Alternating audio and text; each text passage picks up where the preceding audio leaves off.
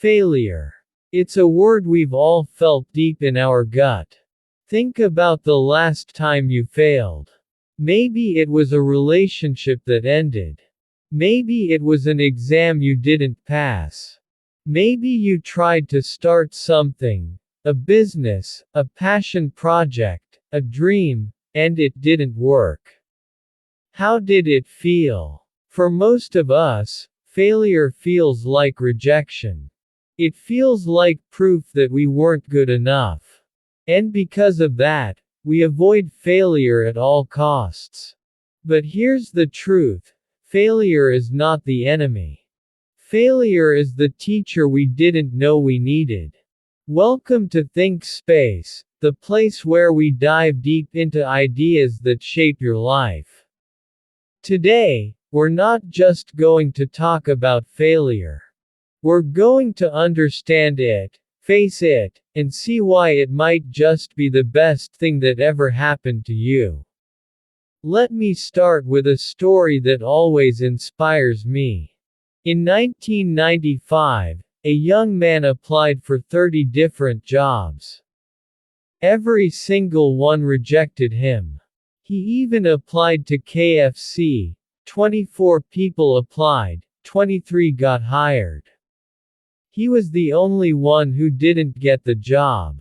Imagine being that guy. Most of us would have quit right there.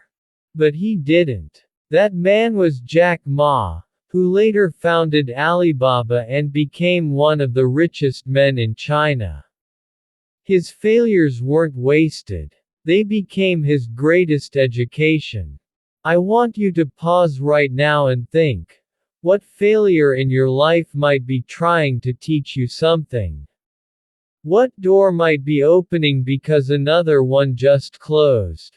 Why failure is powerful. So why is failure such a powerful teacher?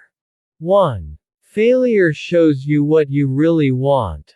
When you fail, you have two choices: give up or try again.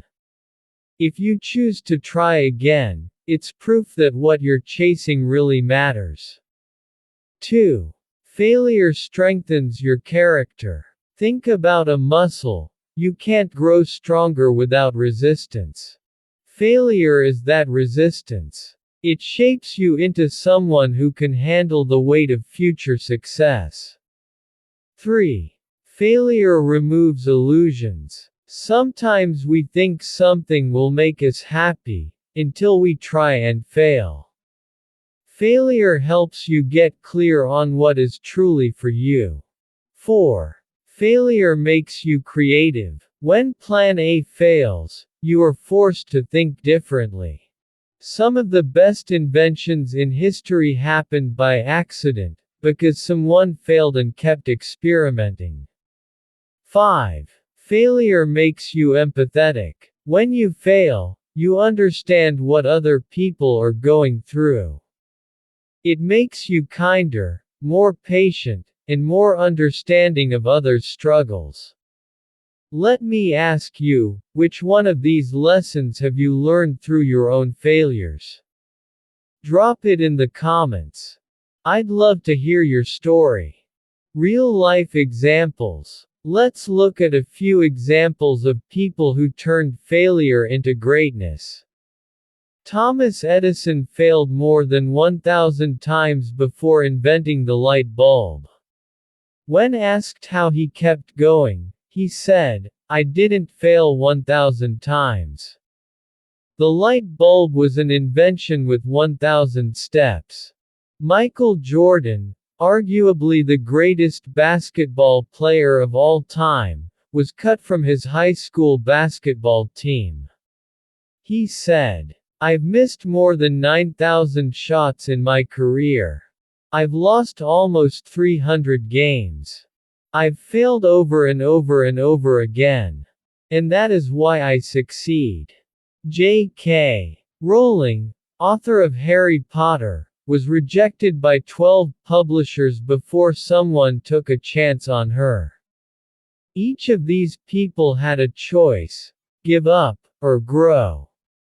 They chose growth, and that's what made all the difference. How to respond to failure. So how do you turn your failure into a teacher? Here's a step-by-step process you can start today. Step 1. Feel it. Don't rush to hide the pain.